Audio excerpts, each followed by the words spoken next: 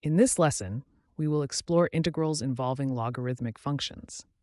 Understanding these integrals requires us to not only perform the calculations, but also to grasp the underlying principles behind them.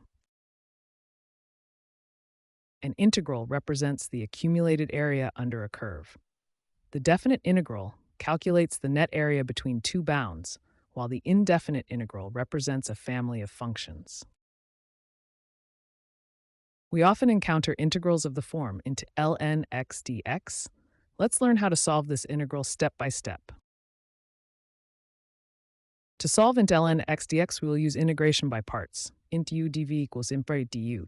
For our function, let u equal n for x dv x dx x. Applying the integration by parts formula, we get int ln x dx equal to x ln x minus int x c dot for x dx. Simplifying the remaining integral gives int ln x goes to x minus int 1 dx. Now we integrate in 1 dx equal x, so we have ln x dx equal x minus x plus c, where c is the constant of integration. We will evaluate the integral using the method we've just learned, int ln x dx ln x minus x plus c. This gives us a clear function to work with. Let's evaluate the definite integral, into 1 e ln x dx. Using the result from the previous step, we evaluate left x ln x minus x right 1 e.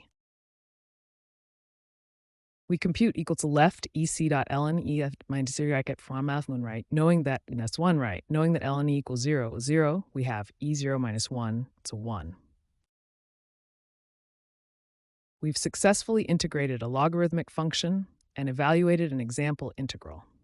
Understanding and utilizing integration by parts is key to handling complex integrals.